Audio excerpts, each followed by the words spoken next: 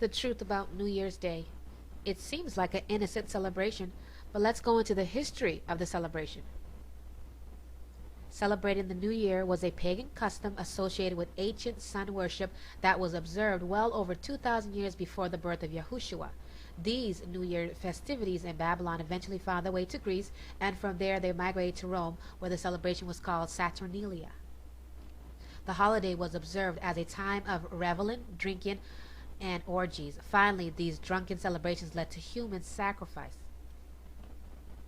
Sun worshiping, the reason New Year's Day was changed from spring, according to the Bible, to the dead of the winter, January. The Romans went through several versions of calendars in which they inevitably changed the first day of the year to January 1st. Caesar also adopted January 1st as the first day of the new year. The Julian calendar became the basis for our current calendar. New Year's symbols. Celebrating the new year is grounded in paganism, ungodly behavior, and idol worship. The modern celebration of New Year's Day carries on ancient traditions.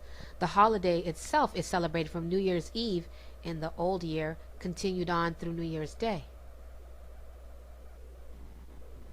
Janus, the god of beginning and endings. Certain Roman traditions of the new year have remained to this day. Among the many Roman gods was Janus. In Roman mythology, Janus was the god of gates, doors, doorways, beginnings, and endings.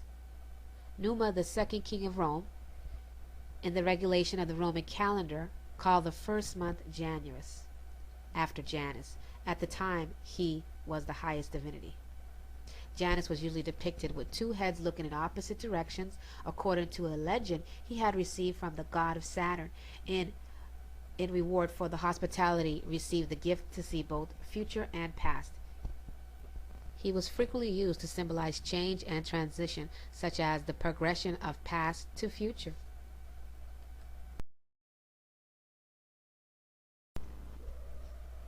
The New Year's baby. The New Year's baby is no less than a symbol of Dionysus, a Greek god of wine. It was in his honor that the Greeks held the festival of wine press in January. More than any other holiday, New Year's Day holds the record for the most alcohol consumed in any one day. As sophisticated as we might think our society is in our modern age, we are still worshiping the god of alcohol. The symbol of a baby for the new year was common in pagan practice.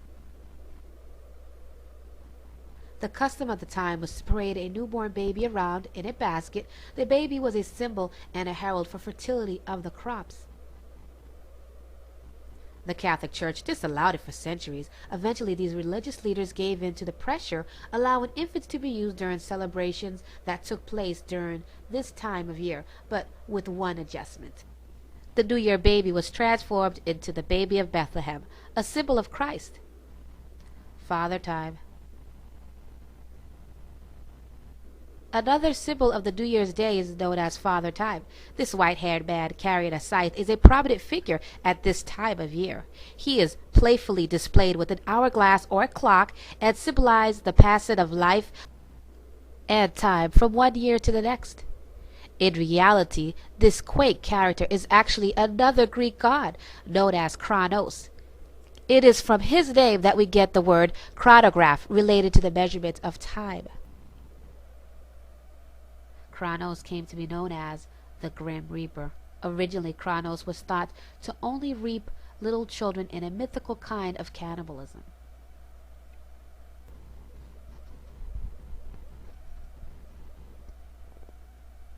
Later, this became a Greek rite of human sacrifice that was adopted by the early Romans, who also sacrificed humans during the Saturnalia. Today, our modern images of the Grim Reaper and Father Time still contain elements of their ancient past found in Cronos. What does the scriptures have to say? Exodus 21:3, And God spake all these words, saying, I am the Lord thy God, which brought thee out of the land of Egypt, out of the house of bondage. Thou shalt have no other gods before me. As we have learned, there are many false gods involved with the observance of New Year's Day. When is it a new day and a new year according to Yahweh?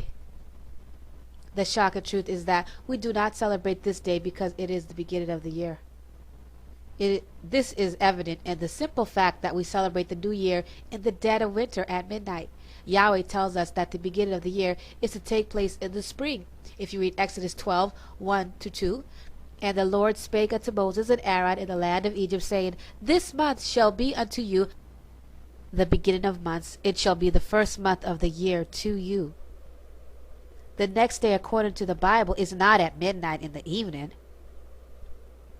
Genesis 1:5, and God called the light day, and the darkness he called night, and the evening and the morning were the first day. The day ends when the sun sets in the evening, and the next day begins at this same time.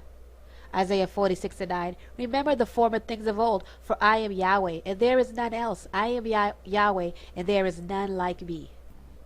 Declaring the end from the beginning, and from ancient times the things that are not yet done, saying, My counsel shall stand, and I will do all my pleasure.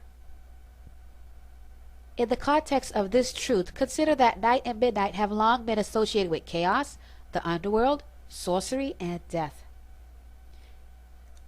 Night's attributes were believed to provide a veil for evil. Therefore, all acts of sorcery and witchcraft were thought best be performed at midnight. By observing midnight as the next day, mankind once again rejected Yahweh's authority.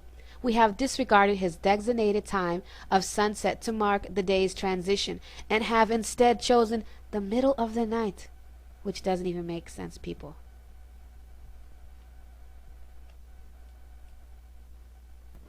Keep Yahweh's commandments. Observe his holy days, not this world's holidays, which are not holy. All of the holidays have associations and history of pagan gods. Do your research. New Year's Day is just one of them.